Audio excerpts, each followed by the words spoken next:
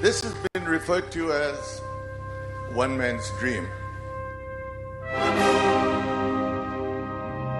There are no celebrities at this function, nor any dance routines. We'll have a dealer price of 1 lakh only, because a promise is a promise. And that's what we'd like to leave with.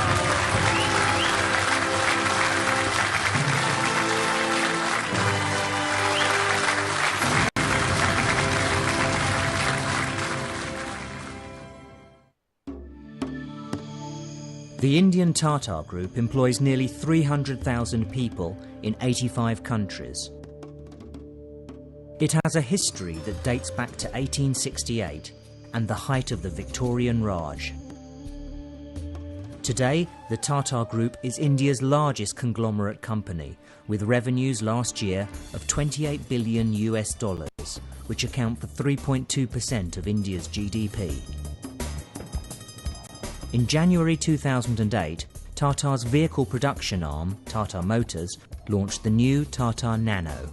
And this is the story of Ratan Tata's vision to produce an affordable people's car for India.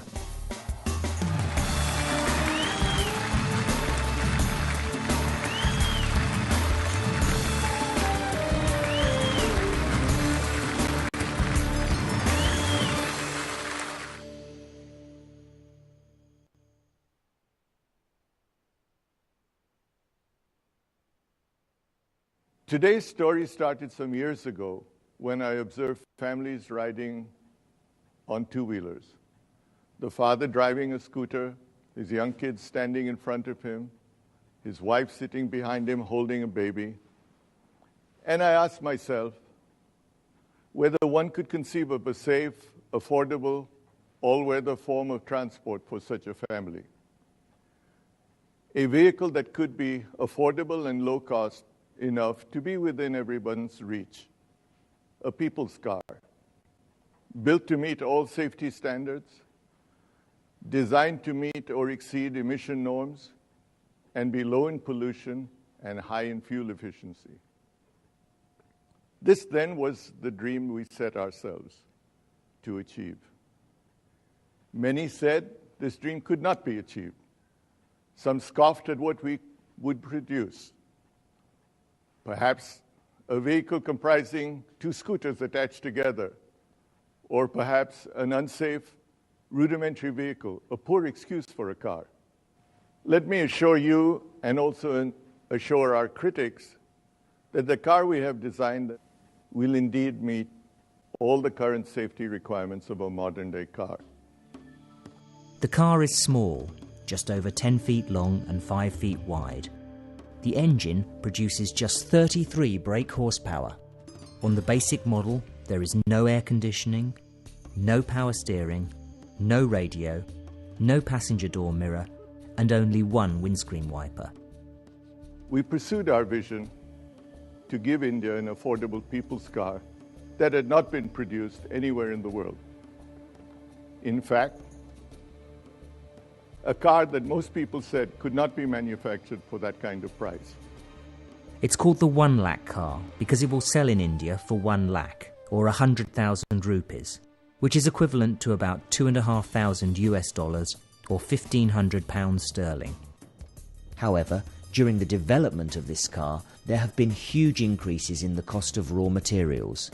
These increased costs of steel, plastics and rubber have placed a huge pressure on this key marketing strategy. Bearing all this in mind, I would like to announce today that the standard car will in fact will have a dealer price of 1 lakh only. That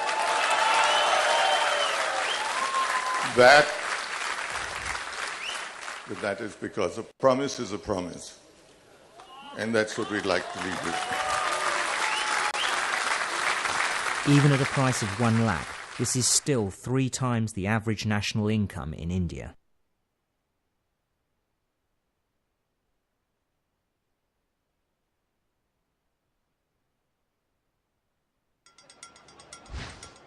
The Tata motor factory in West Bengal will initially be able to turn out up to 250,000 cars a year, but sales are predicted to top 1 million within 2 to 3 years.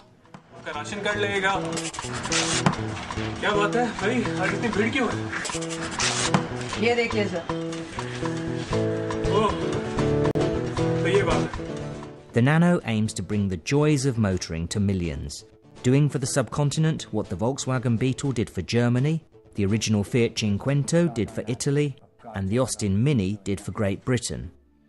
But the plan has caused concern amongst environmentalists, as more cars, and in particular cheaper cars, will produce more emissions and more pollution, as there aren't the manufacturing margins to better engineer the vehicles with the latest technological solutions. Let me again assure those who have concern for the environment that the car we present you today will meet all current legislated emission criteria and will have a lower pollution level than even a two-wheeler being manufactured in India today. Another issue raised by environmentalists is one of increasing congestion across the continent, as the demand for more and more cars comes from India's aspirational and increasingly middle-class population, now numbering 50 million and growing in a country of over 1.1 billion. Concerns are also now being expressed about the congestion that could be caused by the existence of our small car in large numbers.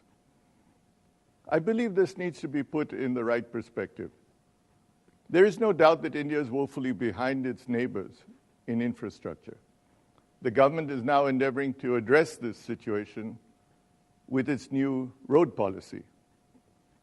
Looking ahead, 5 years from today, were we to produce and sell 500,000 small cars every year, we would then, at the end of 5 years, constitute approximately 2.5% of all passenger vehicles in the country. This could hardly be considered the nightmare of congestion that is being raised today about our new small car. And so, India now has an affordable small car that meets modern standards for performance, safety and pollution, and is being made by an Indian motor company that is poised to become a world leader in the motor car industry of the future.